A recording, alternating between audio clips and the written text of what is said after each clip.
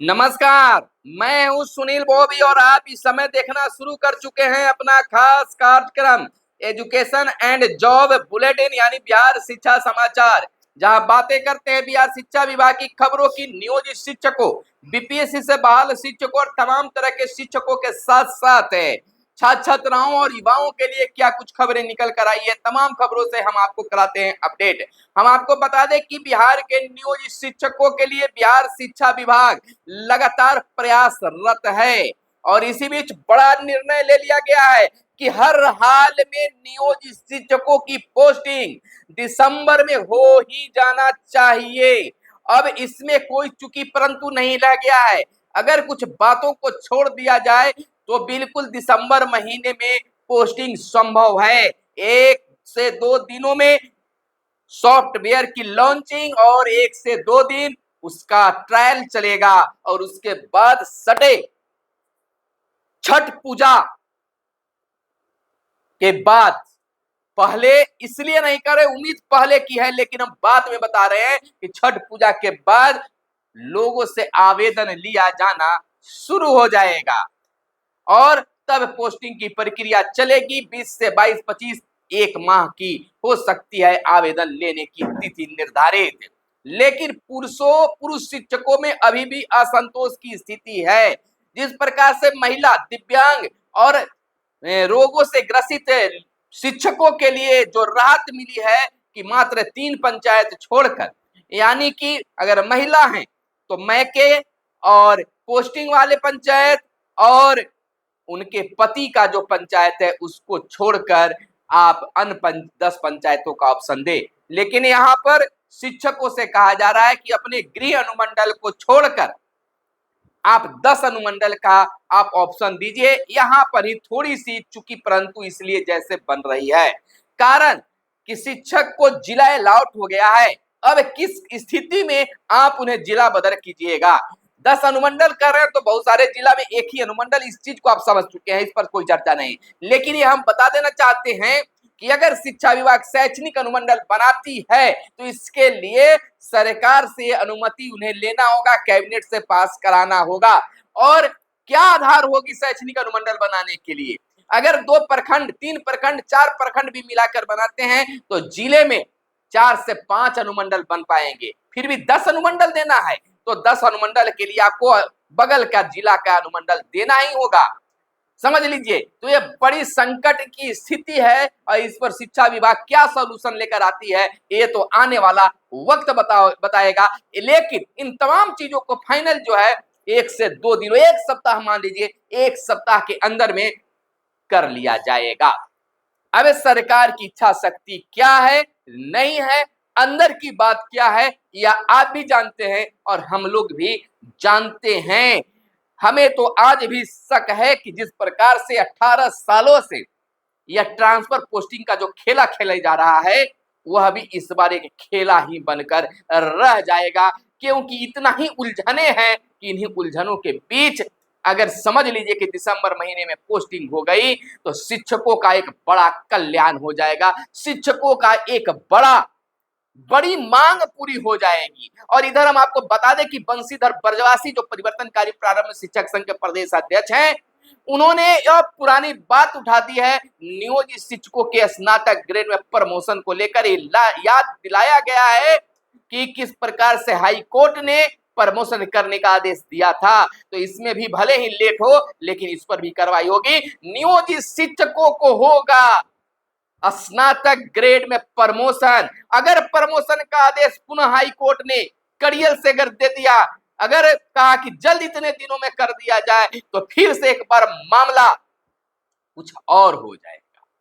वेतन तो बढ़ेगा ही, लेकिन आप जो बेसिक ग्रेड से वहां जा रहे हैं फिर स्नातक ग्रेड में उनको करना होगा, जो सरकार के लिए एक बड़ी समस्या बन सकती है। तो शिक्षकों को जल्द मिलने जा रहा है स्नातक ग्रेड में, नियोजित शिक्षकों को जल्द मिलने जा रहा है स्नातक ग्रेड में प्रमोशन। वहीं सीटीईटी का एडमिट कार्ड दिसंबर से पहले हफ्ते में होगा जारी। सीबीएसई केंद्रीय शिक्षक पात्रता परीक्षा का एडमिट कार्ड दिसंबर के पहले सप्ताह में जारी करेगा।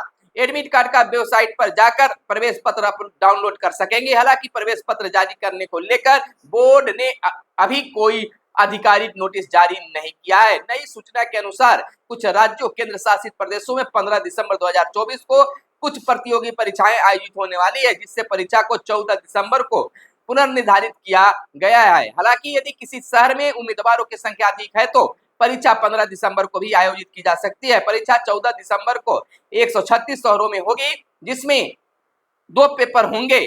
पेपर 1 कक्षा 1 से 5 तक के लिए और जबकि पेपर 2 6 से 8 तक के शिक्षकों के लिए होगा। जो दोनों स्तरों के लिए आवेदन जमा करना चाहते हैं उन्हें दोनों पेपर देने होंगे। वहीं आंगनवाड़ी केंद्रों पर आधार कार्ड बनाने की रफ्तार धीमी या एक समीक्षा बैठक में पाया गया। अब इसको जल्द बनाने के लिए सरकार की ओर से दबाव बनाया जा रहा है। वहीं राज्य में शब्द से 1000 गुना तस्वीर असरदार थीम पर होगी पढ़ाई। मकसद पढ़ाई को रोचक और यादगार बनाना होगा। 71 चुनिंदा स्कूलों में अब छात्रों को खेल और गतिविधियों के माध्यम से पढ़ाई करवाई जाएगी। आपको बता दें कि क्या होंगे बदलाव और इसके फायदे। तो हर कक्षा की अलग गतिविधियां होंगी। गहराई से समझने में मदद इसके लिए मिलेगी। स्कूलों में छात्रों की अच्छी तरह से सिखाने के लिए गतिविधि के माध्यम से पढ़ाने की योजना बनाई गई है। इससे छात्रों को प्रत्येक पाठ लंबे समय तक याद रहेगा, यह कहना है शिक्षा मंत्री सुनील कुमार का। तो अब गतिविधियों के माध्यम से विशेष पढ़ाई शुरू होगी और इस पढ़ाई को रोचक बनाने के लिए विभाग बिल्कुल प्रयासरत है।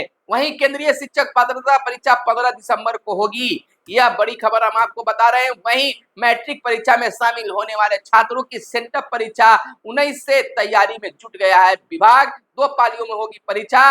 नियमित व स्वतंत्र कोटि के छात्र छात्रा होंगे इसमें शामिल।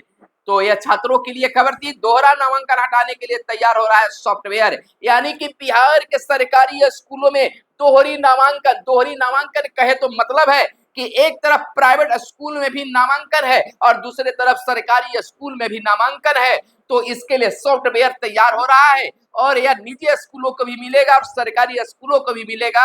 और इसमें जैसे ही उसका आधार कार्ड नंबर डाला जाएगा, जिससे वह बच्चा पकड़ा जाएगा कि कहां कहां उसका नाम है। तो दोहरी नामांकन सरकारी विद्यालयों से हटा दिए जाएंगे या फिर प्राइवेट विद्यालय से हटाया जाएगा। तो यह बड़ी सूचना आपको हम बता रहे हैं।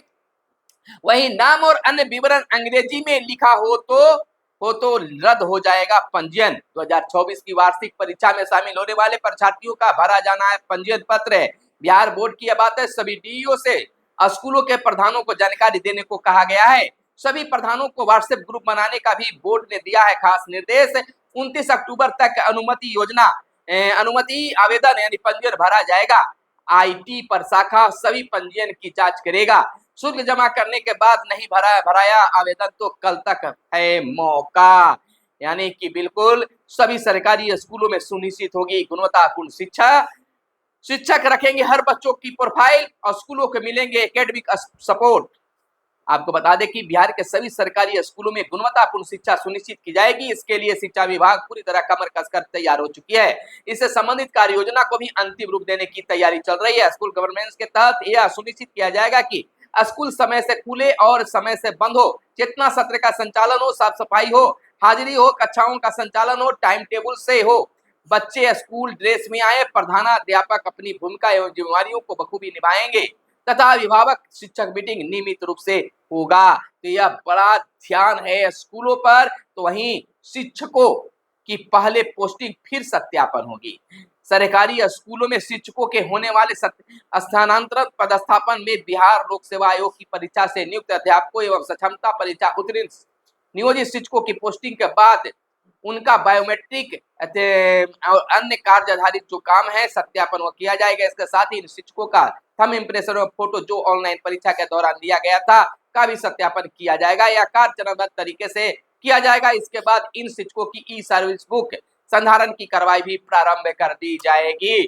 तो आपको बता दें कि बहुत जल्द सक्षमता 2 का रिजल्ट भी आने जा रहा है और माना जा रहा है कि सक्षमता 2 को भी आवेदन लिए जा सकते हैं और पोस्टिंग के बाद उनका तमाम काउंसलिंग का कार्य किया जाएगा। डीओ कार्यालय में 30 तक काउंसलिंग को आवेदन 29 तक होना था, सॉफ्टवेयर में परिवर्तन हो रही है देरी, पटना जिला आवंटन वाले शिक्षक करेंगे अब आवेदन। स्थानीय निकाय सक्षमता परीक्षा प्रथम 2024 में उत्तीर्ण पटना जिला में आवंटित नियोजित शिक्षक उनकी काउंसलिंग किसी कारणवश उपस्थित रहने के बाद नहीं हो सकी, उन्हें दोबारा मौका मिला है। ये 30 अक्टूबर तक डीओ के यहाँ आवेदन दे सकते हैं। तो आप इसमें अगर पीछे रहे तो आवेदन जरूर दे दीजिए। तो यह थी आज की खास प्रमुख खबरें जो आपके लिए काम की खबरें हो सकती है। तब तक के लिए हम मिलेंगे अगले वीडियो में। तब तक के आप अपने स्वास्थ्य का अपना बहुत बहुत ख्याल रखिएगा। मिलते हैं अगले वीडियो में, तब तक के लिए दीजिए इजाजत। जय हिंद, जय भारत, वंदे मातरम।